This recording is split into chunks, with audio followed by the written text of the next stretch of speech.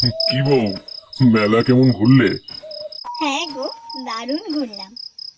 কথা বলতে বলতে নিতাই আর তার স্ত্রী সুরমা মেলা থেকে বেরিয়ে আসছিল। নিতাইয়ের হাতে ধরা ছিল জিলিপির প্যাকেট। চাঁদের আলো সমগ্র চরাচর জুড়ে ছড়িয়ে পড়ছিল। যাই হোক, পথ চলতে চলতে ওরা দূরে দেখতে পেল একটা নদী। খেয়া পার করলেই নিজের গ্রামে পৌঁছে যাবে ওরা। মাঝিকে নিতাই একবার তার দিকে এগিয়ে গিয়ে জিজ্ঞাসা করলো, ও মাঝি ভাই, যাবে নাকি? উঠে আসুন। ওরা উঠে পড়ল নৌকায়। নৌকার বৈঠা বাইতে শুরু করলো মাঝি। সুরমার পরনে ছিল দামি সোনার রত্ন খচিত হার। সেই দিকে মাঝি একবার চাইল। নৌকা চালাতে চালাতে যখন মাঝ নদীর বুকে এসে পড়েছে নৌকা, তখন মাঝি ক্রুদ্ধ কণ্ঠে বলল, ওই সোনার হারটা আমাকে দে। আচমকা এই কথা শুনে ওরা দুজনেই চমকে উঠল। নিতাই বলল, কি হলো মাঝি, এমন ধমক দিয়ে কথা বলছো কেন? টানে যদি বাঁচার ইচ্ছে থাকে তাহলে দিয়ে দে ওই হারটা, নইলে কিন্তু। কথা শেষ করার আগেই কোমরের গোঁজ থেকে একটা ধারালো ছুরি বের করলো মাঝি। নিতাই বাধা দিতে গেলে তাকে আগে শেষ করলো মাঝি। ভয় পেয়ে সুরমা তার হারটা গলা থেকে খুলে দিল সেই মাঝিকে, কিন্তু মাঝি তাকেও শেষ করলো। তারপর সুরমার দেহটা ফেলে দিল জলে। পরদিন সকালে হরিচন্দ্রপুরের অরণ্য ঘেরা একটা মোহনার তীরে ভেসে উঠল নিতাইয়ের লাশ।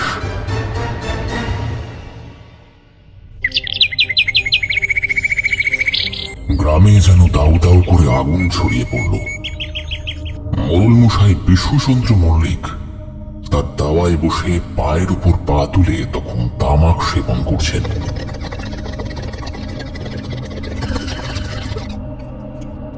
এই সময় দেখা গেল ন্যাপলা দৌড়ে দৌড়ে আসছে। ন্যাপলাকে উদ্দেশ্য করে মোড়ল মশাই বললেন, আরে ওটা ন্যাপলা না? এমন ভাবে ছুটে আসছে যেন, ব্যাপার কি শুনি?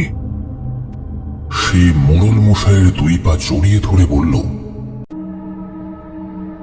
মোড়ল মশাই, আপনি আমাদের গ্রামের মা বাপ, দয়া করে এই চরম সংকট থেকে আমাদের রক্ষা করুন। মোড়ল মশাই ন্যাপলার কান্না দেখে তার প্রতি দয়া পরবশ হয়ে মাথায় হাত দিয়ে বললেন, কেন রে বেটা, কি হয়েছে? আমার মা বাবা কাল রাত্রি থেকে ঘরে ফেরেনি। বাবা কোনো এক জায়গায় কাঠের কাজ করতে গিয়েছিল, সেই দুপুরবেলা বেরিয়েছিল, কিন্তু তারপরে বিকেল গড়িয়ে সন্ধ্যে হয়ে গেলে তবু আসছে না দেখে মা বেশ উদ্বিগ্ন হয়ে পড়লেন।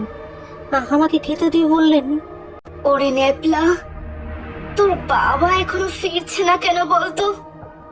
এত দেরি তো করে না। তারপর দুপুর থেকেই একটা দাঁড় কাক যেভাবে ডাকছে, তাতে তো আমার মনটা বড্ড কু গাইছে। সত্যি আমিও দেখলাম পেল্লাই সাইজের একটা দাঁড় কাক নির্নিমেষ চোখে তাকিয়ে আছে আমাদের ভিটের দিকে।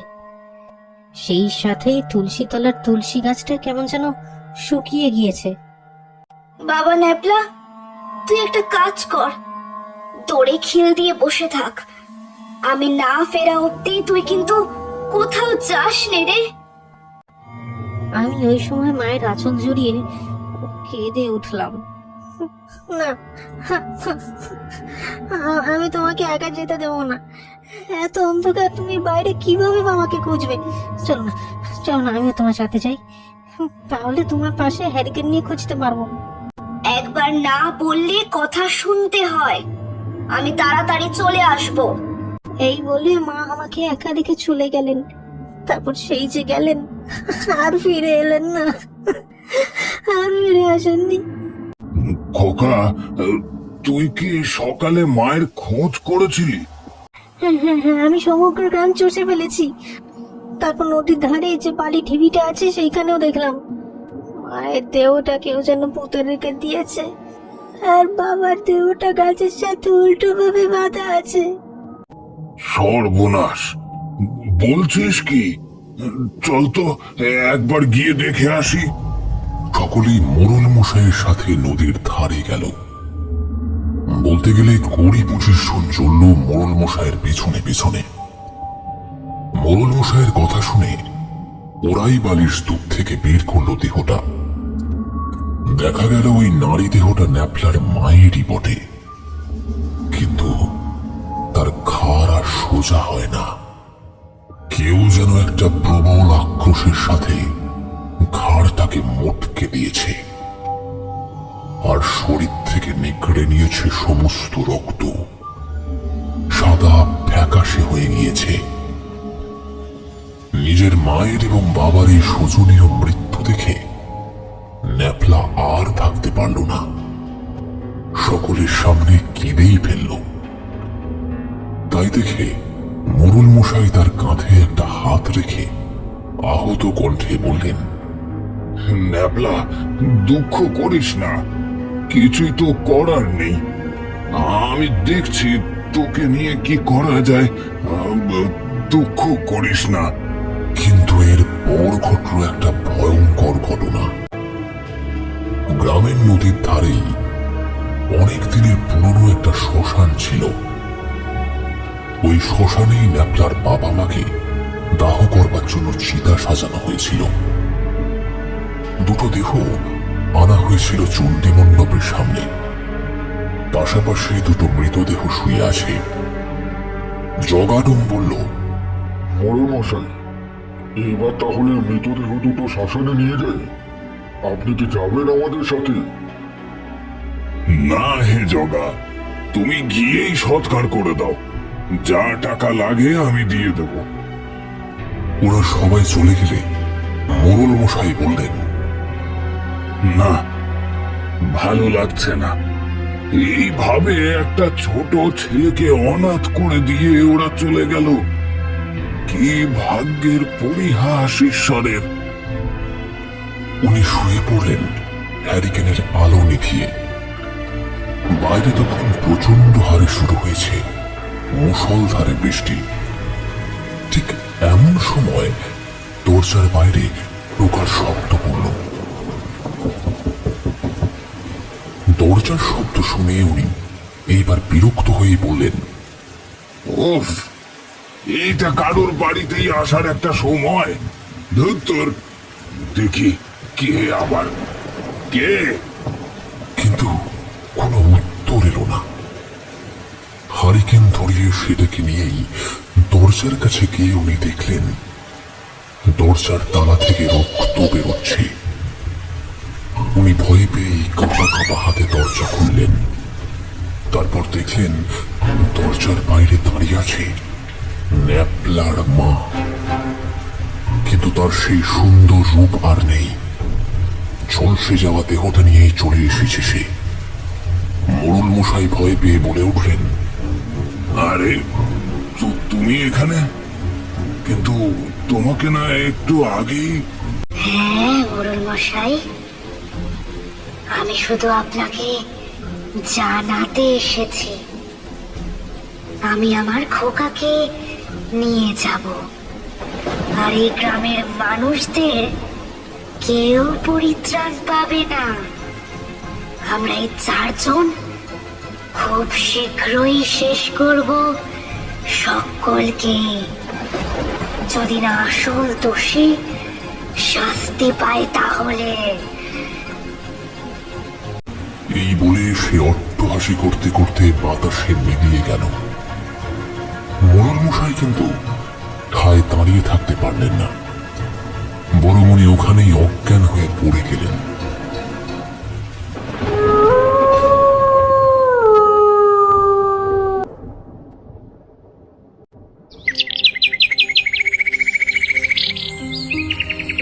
পরের দিন সকালে স্ত্রীর ডাকাডাকিতে জ্ঞান ফিরল তার। চোখ মেলেই তিনি বললেন, সবাই যেন গ্রাম থেকে পালিয়ে যায়, ও আসবে বলে গিয়েছে। কিছু একটা করতে হবে, নইলে নইলে সর্বনাশ হয়ে যাবে। মোড়ল মশাই নবীন বলে একজনকে ডেকে পাঠালেন। তারপর বললেন, কিরে নবীন, তুই তো কালকে শ্মশান বন্ধুদের সাথে গিয়েছিলিস না? কি হয়েছে ওখানে? ওদের তো দেখতে পাচ্ছি না। ওরা কি ফেরেনি? না মোড়ল মশাই, শ্মশান বন্ধুরা তো ভিতরে চলে গেল। তারপর শুরু হলো বৃষ্টি। বৃষ্টির হাত থেকে বাঁচার তাগিদে আমি আর নেপলা দুজনেই একটা চালা ঘরে আশ্রয় নিয়েছিলাম। কিন্তু তারপর শ্মশানের ভিতর থেকে শুনতে পেলাম মর্মান্তিক আওয়াজ। আমরা ওই শব্দ শুনেই বৃষ্টি মাথায় করে ফিরে এসেছি।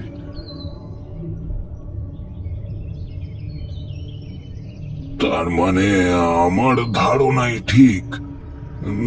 তুই এক কাজ কর, ভালো ওঝা থাকলে তাকে ডেকে নিয়ে আয়। যা যা যা যা, দেরি করিস না।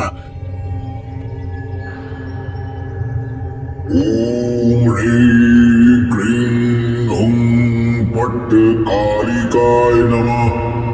ওম হ্রিং ক্রিং হুম পট কালিকায় নমঃ। আপনি কি আছেন? আমার যে খুব দরকার। চলে আয় ভিতরে, এই দরজাটা খুলে দে।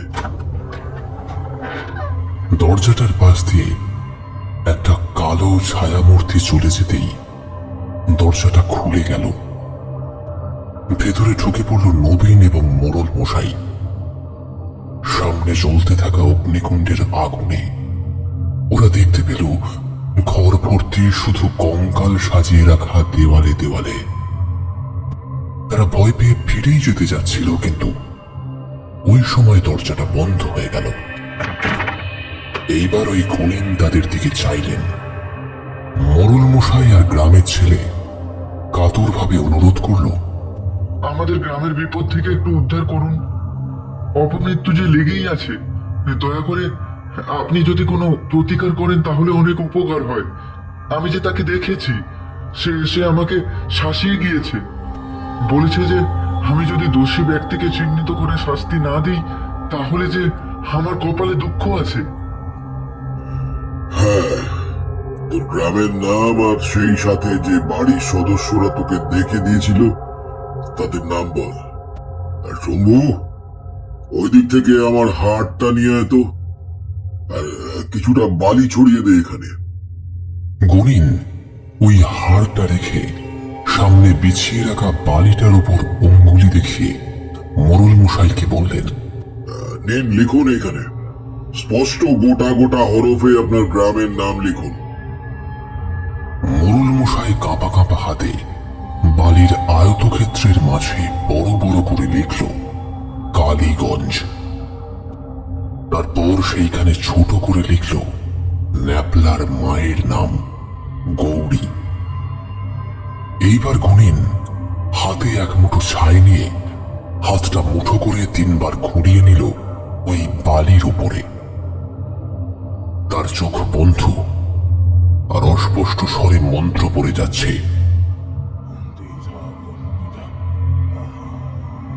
ছাই ঘুরিয়ে দেওয়ার পর একটা ছোট মাপের কালো পাথর প্রথমে কপালে ঠেকিয়ে সে রাখলো একটা নির্দিষ্ট কেন্দ্রবিন্দুতে। সেইটা রেখে আবার মন্ত্রপাঠ শুরু করলো। মন্ত্রপাঠ করে গুণিন এইবার ওই পাথরে ফু দিল। পাথরটা ধীরে ধীরে বালির উপরে দাগ কেটে বাম দিকে চলে গেল। তাই দেখে গুণিন একটু বিচলিত হয়ে পড়ল। বিচলিত হয়ে তার কপালে পড়ল ভাঁজ। সে আবার সেই পাথরটাকে মাঝখানে রেখে গুচ্ছ প্রক্রিয়া শুরু করল, কিন্তু ফলাফল একই। এইবার গুণিন কথা বলে উঠল, মোড়ল মশাই, আপনার গ্রামে সত্যি দানবীয় শক্তি বাসা বেঁধেছে, কিন্তু ভয়ের কোনো কারণ নেই। আমার ছেলে যাবে আপনার সঙ্গে, কেননা আমার 3 দিন ধরে একটা কবচ প্রস্তুত করতে হবে, যার জন্য দরকার একটা কঠিন যজ্ঞ। আমি তো যেতে পারবো না, আমার ছেলে যাবে। মোড়ল মশাই একবার তাকালো ওই ছেলেটার দিকে, তারপর নমস্কার করে চলে গেল। পরদিন ছেলেটা গেল সন্ধ্যার দিকে। সে একবার গ্রামটা ঘুরে দেখল, তারপর মোড়ল মশাইকে বলল, মোড়ল মশাই, বাবা আমাকে এইখানে আপনার বাড়িতে ক্রিয়া করতে বলে গিয়েছেন। আমি এখানেই ডেকে আনবো ওই অপশক্তিকে।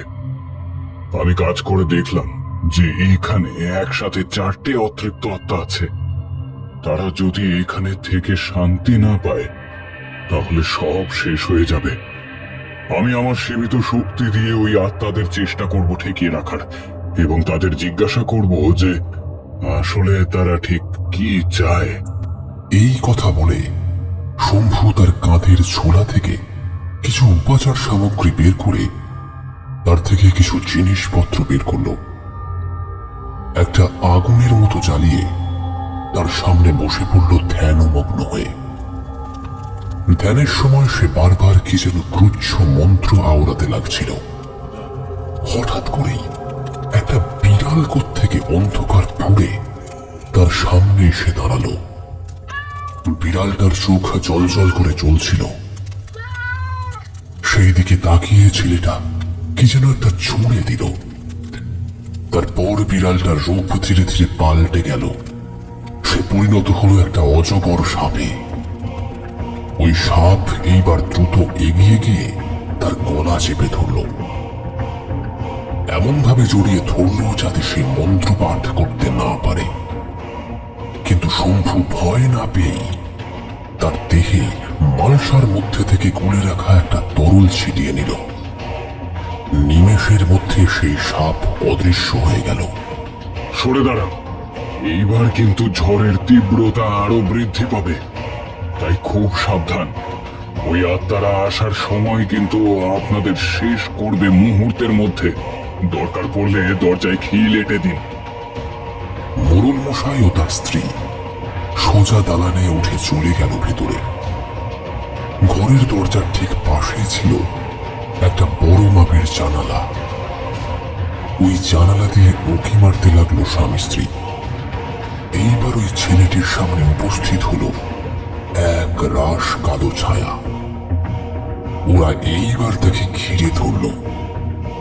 ছেলেটা নানাবিধভাবে তাকে নিরস্ত্র করতে করতে বলল, কে তোরা?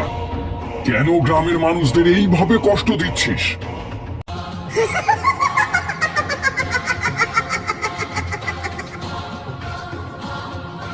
তোকে কেন বলবো? তুই আমাদের ডেকে এনেছিস। এইবার আমাদের ইচ্ছে পূরণ না করলে তোকেই আমরা মেরে ফেলবো। কথাটা বলেই ওই অশরীরের দল তাকে সামনে থেকে টেনে তুলে ছুঁড়ে ফেলে দিল। মুখ থুবড়ে গিয়ে পড়ল শম্ভু। পাশেই রাখা ছিল একটা ধান কাটার কাস্তে।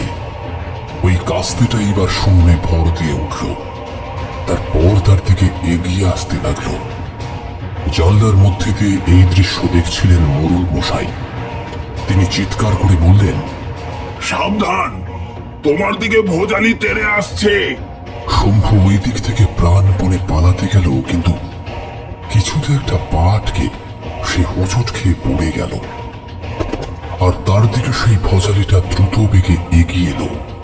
কিন্তু ঠিক এই সময় আকাশ বাতাস কাঁপিয়ে দরাজ কণ্ঠে কেউ যেন মন্ত্রপাঠ শুরু করল। শম্ভু মুখ উঁচু করে দেখল তার বাবা নিরানন্দ গুণিন দাঁড়িয়ে আছে। তার চোখ ক্রুদ্ধ লাল রঙের হয়ে গিয়েছে। সে শূন্যে ভাসমান ওই আত্মার দিকে ক্রুদ্ধ দৃষ্টি দিয়ে বলল, তোদের এত বড় সাহস! তোরা আগে গ্রামবাসীদের অত্যাচার করছিলিস, এখন আমার ছেলেকে বাগে পেয়ে মারতে এসেছিস। এই দেখ তাহলে। এই বলে গুণিন নিজের হাতে পরিহিত লাল রঙের তাগাটা খুলে দিল। তারপর সেই তাগাতে কয়েকটা কুণ্ডলী পাকিয়ে নিক্ষেপ করল তাদের দিকে। মন্ত্রশক্তির বাঁধনে ওই আত্মাগুলো ধরা পড়ল। তারপর কেঁদে উঠে বলল, আমাদের ছেড়ে দাও, আমরা এই ভুল জীবনে করবো না। আমরা অনেক কষ্ট পেয়ে মরেছি, তাই আর কি এই গ্রামের উপর প্রতিশোধ নিচ্ছিলাম। বল তোরা কিছু শান্ত হবি। হব হব, আমাদের একটা কথা শুনলে আমরা হব। আমাদের সাথে একটা জায়গায় যেতে হবে, ওইখানে গেলে পরেই আমি আপনাদের বলতে পারবো আসল দোষী কে। কিন্তু আমাদের একটা দেহ লাগবে, ওই দেহে ভর করে তবেই আমরা দোষীকে চিনিয়ে দিতে পারবো। বলে দুজন আত্মা অর্থাৎ সুরমা এবং তার স্বামী বেরিয়ে এলো। তারা তাদের মৃত্যু বৃত্তান্ত সব কিছু বলল। সব শুনে গুণিন বলল, মোড়ল মশাই, আপনি নির্ভয় বেরিয়ে আসুন। আর তোরা তাহলে আমার ছেলের দেহে প্রবেশ কর, কিন্তু খবরদার, ওর যদি কিছু হয় তাহলে তোর বিনাশ নিশ্চিত। শম্ভু, প্রস্তুত হও। শম্ভু এইবার পদ্মাসনে বসে পড়ল এবং গুণিন তার দেহের রুদ্রাক্ষের মালাটা তার গলায় পরিয়ে দিল। ব্যাস, ওই আত্মারা প্রবেশ করল।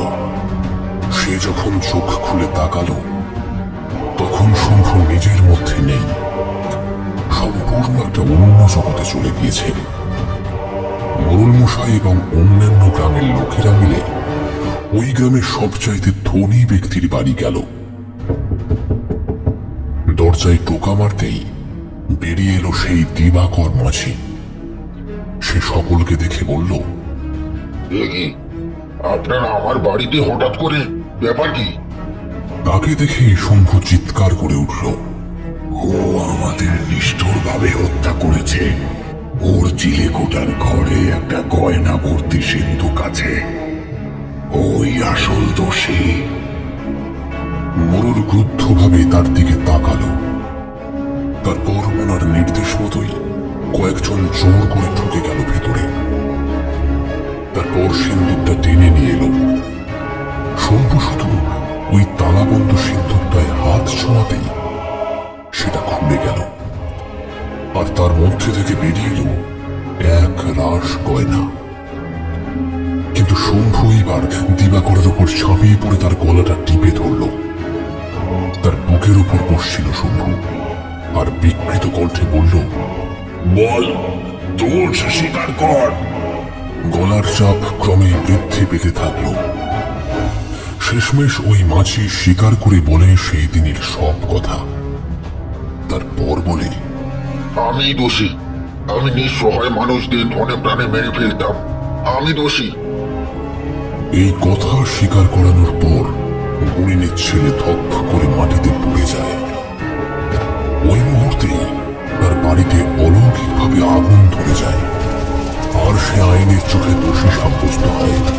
গ্রামের মধ্যে থেকে বিপদ কেটে যায়।